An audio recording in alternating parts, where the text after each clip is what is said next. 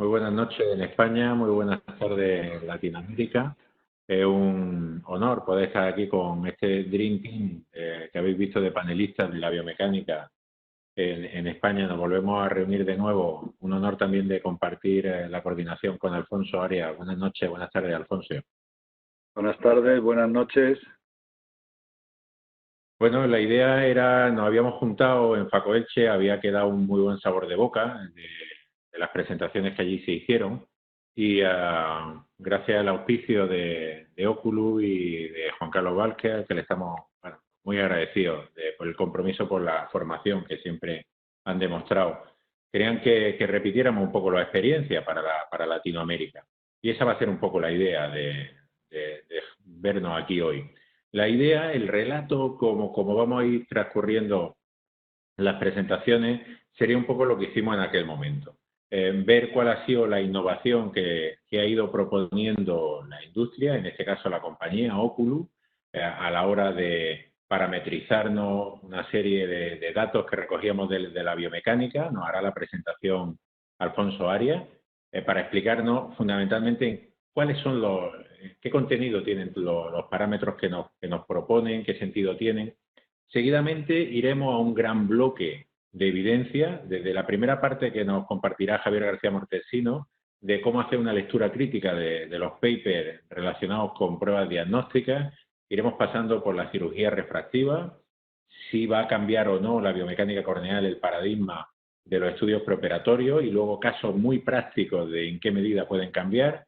Seguidamente pasaremos a glaucoma con una grandísima incorporación con el profesor Miguel Teu. También iremos viendo casos específicos y finalmente Ramón Ruiz Mesa nos explicará cuál es la innovación que nos viene, que está a punto de llegar, para que vuelva otra vez el ciclo a continuar. Nos juntaremos el año que viene para ver si todas las propuestas de valor que nos hacía la compañía con los nuevos parámetros, qué evidencias se generan, si son útiles y nos cambiarán la vida a mejor o si van a ser cosas que queden en el camino. Bueno, es un honor para mí presentar al primer panelista, codirector del curso, Alfonso Arias, que nos va a explicar un poco el ABC de los parámetros a los que ya tenemos a día de hoy con los que contamos en el equipo. Alfonso, cuando tú quieras. Bueno, buenas tardes, buenas noches aquí en España. Solo voy a dedicar unos segundos a corroborar las palabras que ha dicho mi amigo Joaquín. Es un honor y un placer participar en este webinar que ya llevamos haciéndolo algún tiempo y creo que la oportunidad de compartirlo con todos nuestros amigos de Latinoamérica es una oportunidad que yo creo que tenemos que aprovechar y disfrutar. Bueno, yo voy a hablar de una presentación que puede considerarse básica, que es qué es el Corbis y para qué sirve. Estos son mis posibles conflictos de interés. Y al final, bueno, el Corbis es un equipo de visualización de la córnea que trabaja con la tecnología SafeFlood, pero la característica que tiene es que trabaja con una cámara de ultra alta velocidad, tiene capacidad para tomar 4.300 fotos por segundo y al final nos proporciona imágenes como estas que estamos viendo en el vídeo, en el que podemos ver cómo se deforma la córnea y sobre todo cómo se recupera. Captura 140 imágenes en los 31 milisegundos posteriores del pulso del aire y yo creo que esto es lo que nos permite obtener toda esta información. Lo primero es qué factores van a influir en la deformación corneal, que es lo que vamos a valorar. Bueno, pues en primer lugar la presión intraocular. Esto ya es conocido desde los principios de la tonometría de aplanación, donde sabemos que cuanto más presión intraocular tenga el ojo, más resistencia vamos a tener para aplanar la córnea. Lógicamente, las propiedades biomecánicas, que es lo que vamos un poco a estudiar, el espesor corneal, a priori una córnea más gruesa va a tener más resistencia a la aplanación que una córnea más delgada, y la curvatura corneal de la que partamos, lógicamente, va a influir porque es lo que vamos a medir.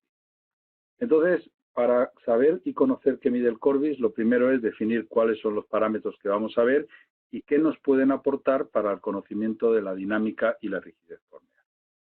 Lo primero que nos encontramos es la medida de la amplitud de deformación. La amplitud de deformación, esta imagen que vemos aquí, que no es otra cosa que el cambio de la curvatura normal que tiene la córnea a la concavidad que le va a producir el hecho de que un impulso de aire ejerza presión. Pero sucede que no solamente se va a producir una deformación a nivel central, sino que esta presión de deformación también va a actuar de forma que periféricamente la córnea se desplace. Con lo cual, cuando nosotros estamos valorando la amplitud de deformación, no solamente es lo que pasa en el centro, sino lo que pasa en toda la córnea. La amplitud de deflexión es esto mismo, pero habiendo eliminado los movimientos periféricos de desplazamiento que se pueden producir en la córnea. Realmente es de lo que vamos a hablar, aunque utilicemos el término amplitud de deformación en muchas presentaciones, estamos hablando realmente de amplitud de deflexión. Y luego hay otro parámetro que es los movimientos totales del ojo. Cuando se produce la aplanación corneal central, se va a producir también unos movimientos periféricos en la córnea, pero dependiendo de la rigidez corneal, si tenemos una córnea muy blanda, toda la presión se va a absorber en la parte central y la repercusión periférica va a ser muy pequeña. Pero si tenemos una córnea muy rígida, esta absorción no va a ser tan grande, se va a mover la córnea periféricamente e incluso se puede desplazar el globo. El segundo parámetro es la longitud de aplanación, que es la longitud de la línea de aplanación, la línea plana de la córnea cuando se produce la primera aplanación. Y la segunda es cuando se recupera esta deformidad, que es lo que estamos observando. Vamos a tener dos picos y entre esos dos picos, es decir, entre la aplanación y la recuperación, vamos a tener un intervalo de tiempo que también se va a medir y que es, por ejemplo, lo que otros equipos como el ORA, por ejemplo, fue uno de los parámetros que utilizaron para definir la histéresis corneal.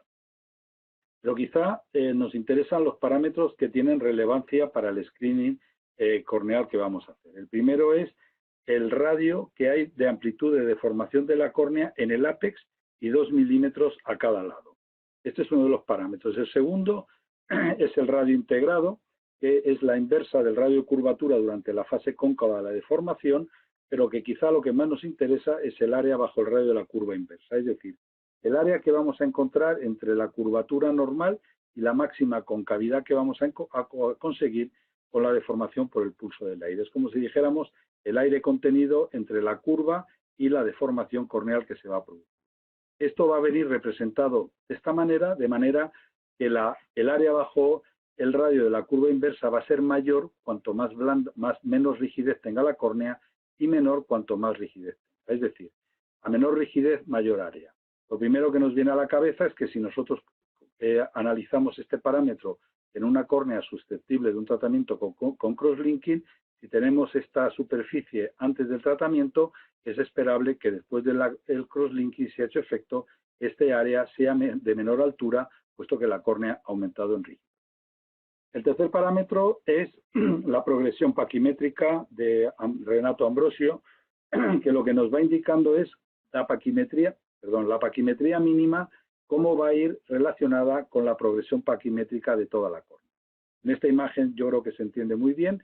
Tenemos en la porción central dos córneas que tienen prácticamente el mismo espesor corneal.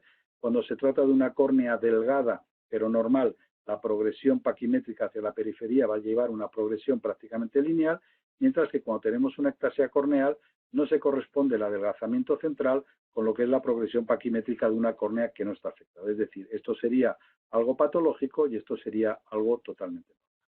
Y el cuarto parámetro es el de rigidez descrito por Cynthia Roberts, que se obtiene dividiendo la medida de carga por la medida directa de la deformación que se ha producido. ¿Esto qué quiere decir? Que el flujo, la presión del pulso de aire siempre va a ser la misma, pero no va a ser la misma la presión intraocular en cada ojo que nosotros vayamos a estudiar, ni siquiera en cada momento que lo estudiemos, con lo cual tenemos que restar la presión intraocular corregida biomecánicamente para valorar cuál es la amplitud de deflexión que está produciendo realmente. Esto, aquí por ejemplo, cuando nosotros comparamos los parámetros de respuesta de dinámica de la córnea en función de la presión intraocular corregida, vemos que para una presión intraocular de 11 milímetros de mercurio, ese pulso de aire va a conseguir esta amplitud de deformación.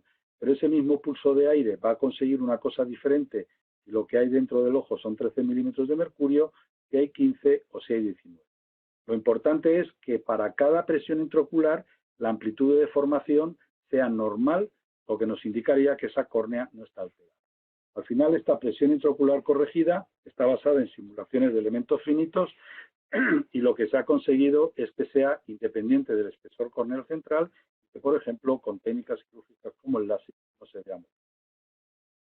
Uno de los quizá pantallas que más información nos da es el Vinciguerra Screening Report, donde vamos a encontrarnos 4 gráficas expuestas directamente, que pueden ser más y pueden ser otras diferentes, pero estas quizás son las que más información nos aportan. La primera de ellas es conocer cuáles son los rangos normales para parámetros de respuesta dinámica corneal en función de la presión intraocular que vamos a tener en cada momento. Es decir, para una determinada presión intraocular, saber si esta amplitud de deformación se corresponde con los valores de normalidad en este caso. El segundo es las desviaciones estándar para cada parámetro analizado. Se va a analizar el radio de la amplitud de deformación, el radio de la máxima concavidad, de la progresión paquimétrica y del parámetro de rigidez de Cynthia Roberts. ¿Qué sería lo ideal para la normalidad? Que la desviación estándar estuviera siempre, en todos los casos, en un más menos 1. Eso nos significaría que estamos en parámetros de normalidad. Y al final nos va a proporcionar un índice biomecánico, es el CBI, que lo que nos va a hacer un score entre 0 y 1, donde los valores próximos a 0 serían normales y los valores próximos a 1 patológicos. Hay que aclarar algunos conceptos en el sentido de que este índice está basado exclusivamente en la respuesta biomecánica de la córnea y va a combinar el análisis de 6 parámetros, no de los 4 que aparecían en la pantalla de Vinciguerra. Nos va a analizar el parámetro de rigidez de Cynthia Roberts, nos va a analizar la amplitud de deformación a 1 milímetro, a 2 milímetros, la progresión paquimétrica, también la velocidad de recuperación de la córnea, y la amplitud de deformación. Y tiene en cuenta también la presión intraocular y la paquimetría corneal central. Es decir, es un análisis mucho más exhaustivo de muchos más índices y al final este índice viene obtenido a través de un método de regresión logística, que es el método que prácticamente va a utilizar todo el software. Esto sería la curva de progresión exponencial entre lo que es una córnea rígida y una córnea blanda, donde vamos a ver que desde los valores próximos a 0 nos podemos situar en valores próximos a 1 en función de la progresión. Es importante señalar que estamos ante una fórmula exponencial, es decir, aunque vayamos viendo la progresión, entre 0,4 y 0,5 no hay solo 0,10 de incremento de riesgo, sino que es exponencialmente superior. Al final, con esto lo que obtenemos es una zona de seguridad, que podríamos decir entre 0 y 0,25, una zona de alto riesgo por encima de 0,75 y una zona que va a ir entre 0,25 y 0,75, donde vamos a tener un riesgo de tener ectasia. Al final, esto lo que podemos decir es que valores cercanos a 0 son ojos normales, ectasia serían valores cercanos a 1, y entre 0,2 y 0,8 hay que saber qué es lo que está pasando. Pero lo que es importante reconocer o recordar es que están estrechamente relacionados. Entre 0,2 y 0,3, incremento de riesgo de ectasia es exponencial. ¿Cuál es el problema? Que al final este índice no nos da un valor de por 2,5 perfecto, 3 peligroso. No hay un valor de corte definido para riesgo de ectasia y tenemos nosotros que analizar en función de lo que vayamos a hacer. Si yo tengo un valor de 0,35 y voy a hacer una ablación para 5 dioptrías, ni me lo planteo, mientras que si voy a hacer una aplanación para corregir una dioptría con una ablación superficial, posiblemente sí que opte por hacerlo. Y tenemos un paso más, que es la posibilidad de combinar toda la información biomecánica que da el Corbis con toda la información tomográfica que nos va a dar el Pentacam. Al final, esta combinación de datos tomográficos del Pentacam y de datos biomecánicos no es una combinación de los índices del Belin-Ambrosio o del CBI, sino que analiza de nuevo cada parámetro de forma individual y al final elabora un árbol de decisiones de aprendizaje automático por un sistema de inteligencia artificial. Es decir, lo que nos va a dar es una evaluación más reforzada del riesgo de ectasia. El rango de corrección el rango de evaluación es el mismo o parecido al CBI. Es en 0 y 0,30 el riesgo de ectasia sería bajo, entre 0,30 y 0,75 un riesgo moderado y entre 0,70 por encima de 0,75 un riesgo alto. Volvemos a lo de antes. El índice de TBI no me da un número mágico de seguridad o un número mágico de riesgo. Entonces, para la toma de decisiones, a pesar de tener esta información, tenemos que ponernos a pensar, valorar qué pasa con el Belin-Ambrosio, con el CBI, con los mapas refractivos, qué tipo de actuación vamos a hacer sobre la córnea, qué edad tiene el paciente y la historia familiar. Pero hablando ya un poco de evidencia científica publicada, el trabajo de Renato Ambrosio lo que nos presenta es que cuando utilizamos el TBI para la predicción de riesgo de ectasia en casos de sospecha, la predictibilidad nos pone muy por encima de la que obtenemos con el CBI y con el Belin-Ambrosio, alcanzando porcentajes por encima del 95%. Y quiero poner dos casos para ver un poco esta información combinada de tomografía y biomecánica que nos puede aportar. Este es un caso en el que si nosotros analizamos el Belin-Ambrosio no podemos encontrar nada anómalo ni desde el punto de vista queratométrico ni desde el punto de vista patimétrico. Este es un paciente que viendo esta imagen topográfica lo pondría un buen candidato independientemente de la ablación que podamos hacer.